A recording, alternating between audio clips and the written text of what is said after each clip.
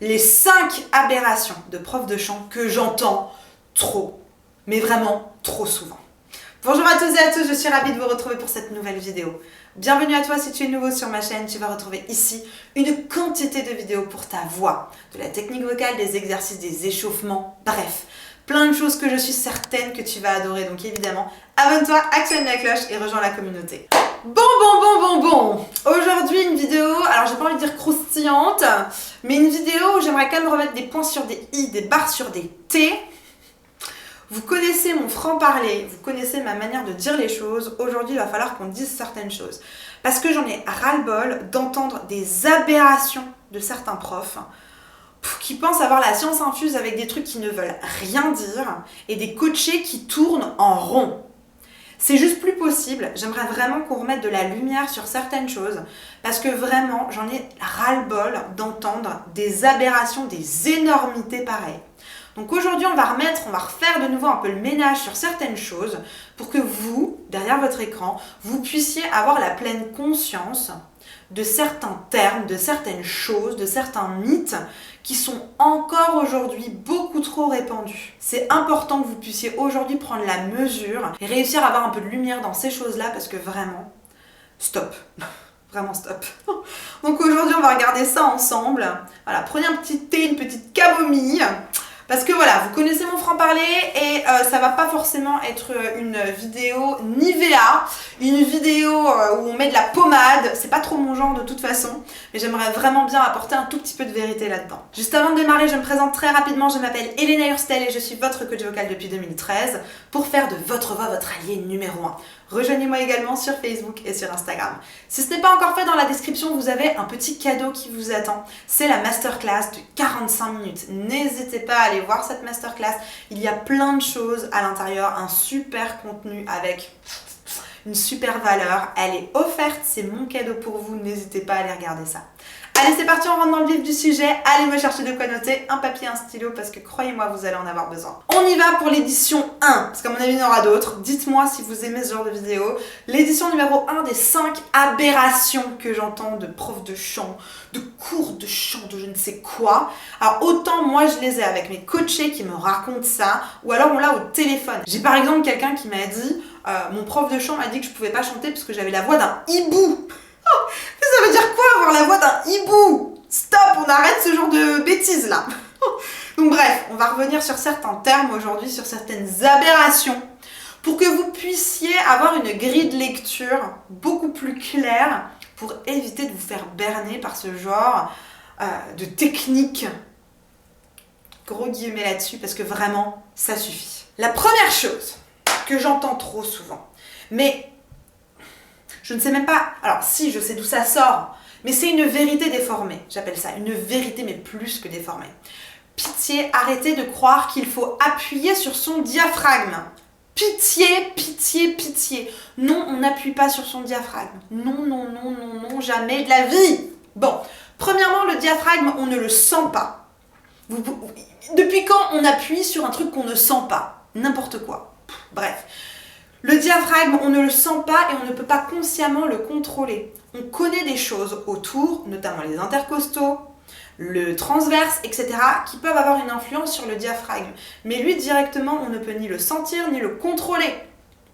Donc arrêtez de croire qu'il faut appuyer sur le diaphragme. Moi, j'ai des coachés qui me disent « Ah oui, moi, ma prof de chant, pendant des années, elle m'a dit « Il faut appuyer sur ton diaphragme. » Non, on n'appuie pas sur son diaphragme. Non. Ce qu'on fait à la place, on va appuyer sur son transverse. Pourquoi pas? Appuyer ou activer les muscles intercostaux. Déjà, pour commencer, ça veut dire quoi, appuyer? En fait, ce qui me révolte, c'est d'avoir ces termes qui ne veulent rien dire. Pour moi, appuyer, ça ne veut rien dire. Contracter un muscle, ça veut dire quelque chose. Et c'est ça, en fait, qu'on fait. C'est ça qu'on fait. On contracte un muscle. Basta, on n'appuie sur personne. Donc, appuyer sur le diaphragme. Stop, arrêtons de dire ça parce que c'est faux déjà pour commencer et en plus appuyer c'est vraiment pas le bon terme. Donc effectivement quand vous chantez vous avez besoin de soutien.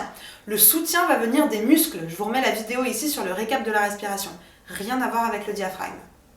Donc je sais pas pourquoi il a été élu star de la technique vocale ce diaphragme mais vraiment mettez-le de côté parce que Voilà, oui, on est content qu'il soit là, mais c'est pas avec lui qu'on va travailler, bien au contraire, mais avec tous les autres muscles qui sont autour et qui vont nous aider à maintenir le diaphragme vers le bas et non pas à l'appuyer. Deuxième aberration que j'en ai ras-le-bol d'entendre, la colonne d'air. Je sais pas c'est quoi ce truc de colonne d'air. Du coup, vous vous imaginez que vous avez la colonne vertébrale et parallèlement la colonne d'air. Pas du tout, mais pas du tout, je sais pas du tout. Petit rappel anatomique, nous avons les poumons. Des poumons, nous avons un petit tuyau qui s'appelle la trachée. Sur la trachée, nous avons une espèce de siphon qui s'appelle le larynx. Il n'y a pas de colonne d'air. Il y a un tuyau, effectivement, qui s'appelle la trachée. Mais tous les profs qui vous disent, oui, il faut se tenir droit pour la colonne d'air. Faux, archi faux. Mythe, archi mythe. Ce n'est pas vrai. Alors oui, pourquoi pas dans un premier temps travailler sur la posture, mais je peux très bien chanter comme ça, je peux très bien chanter comme ça, il n'y a pas de souci à partir du moment où j'ai un bon maintien musculaire. Donc arrêtons, vraiment arrêtons de croire ce mythe de colonne d'air, de colonne de je sais pas quoi, c'est pas vrai, c'est vraiment complètement faux. Donc la colonne d'air, ça n'existe pas, il y a un petit tuyau qui s'appelle la trachée si vous voulez, mais ce que je voulais aussi vous dire dans cette vidéo, c'est qu'en fait, c'est des termes très imagés. La colonne d'air, il y en a un autre qui arrive juste après, vous allez adorer. Bref, des trucs très imagés. Non, en fait, aujourd'hui, on est dans un temps où on a des chercheurs. La CVT, la technique avec laquelle je travaille, par exemple, il y a des chercheurs, il y a des recherches scientifiques, il y a des docteurs qui travaillent dessus. Et ils ne m'ont jamais parlé de la colonne d'air. Pourquoi? Parce que c'est imagé. Et non, je suis désolée, mais il y a beaucoup de personnes qui ne comprennent pas les images. La technique vocale pendant trop longtemps a été uniquement basée sur des images. Je reprends les learning types. J'en ai fait une vidéo, je vous la mets ici. Il y a 5 learning types. L'auditif, le visuel, l'imaginatif, le kinesthésique et le logique. L'imaginatif, c'est un des 5. Ne basez pas toute votre manière d'apprendre par l'imaginatif de la colonne d'air. Si ça vous aide, tant mieux. Mais en vérité, c'est juste une image pour vous faire comprendre je ne sais quoi. Attention avec ces images qui sont utilisées pour apprendre, parce qu'il y a plein de personnes, dont moi je fais partie, une colonne d'air, ça ne me parle pas du tout. Donc faites attention à ça, ça peut être complètement contre-productif. Troisième chose, je sais que vous allez l'adorer celle-là, chanter dans le masque. Non, on n'a pas de masque. Alors on a peut-être un masque, petite parenthèse à cause de la période, mais non, on ne chante pas dans le masque. Chanter dans le masque, je ne sais pas ce que ça veut dire, moi j'ai pas de masque déjà pour commencer, donc attention avec ce genre de truc. En plus de ça, quand on vous dit chanter dans le masque, c'est-à-dire chanter par ici, chanter par devant. Moi quand je fais hey, je chante par derrière et ça marche très bien aussi. Attention, ça c'est des mythes, il faut chanter par devant. Non, on peut chanter par derrière, en diagonale, à droite et à gauche, ça marche aussi très bien. Ça, encore une fois, c'est une sensibilité de chanteur. Si c'est plus facile pour vous devant, mettez devant. Si c'est plus facile pour vous derrière, faites-le derrière. Pour moi, en tant que chanteuse, c'est plus facile de chanter par derrière, ça m'évite d'avoir un trop gros flux d'air. C'est individuel. Attention. Et surtout, chanter dans le masque, ça va vous amener de la nasalité. Parce qu'on veut que ça chante ici, que ça vibre par ici. Ça, c'était dans les années 80 qu'on chantait comme ça. Plus aujourd'hui. On a tellement d'autres choses qui sont beaucoup plus belles. Alors, si vous avez envie de chanter avec du nez, chantez avec de la nasalité, c'est ok. Chantez avec le nez, je vous le mets ici. Mais il y a plein d'autres techniques, plein d'autres manières qui existent. Donc, chanter avec le masque, voilà, c'est pas du tout obligatoire, c'est encore un mythe, je ne sais quoi, qu'est-ce, ne faites pas ça. Ou alors faites-le, mais consciemment, en vous disant que vous allez chanter avec nasalité, ou en disant que vous allez chanter en projetant, j'en sais rien, mais ça doit pas être un moule exclusif dans lequel vous devez absolument chanter. Non, ça c'est faux. N'hésitez pas à liker cette vidéo si elle vous plaît et si vous apprenez quelque chose. Quatrième chose que j'entends trop souvent, et qui est absolument faux, et qui du coup vous met un plafond dans les aigus. Descendre le larynx pour aller chercher les aigus, c'est faux.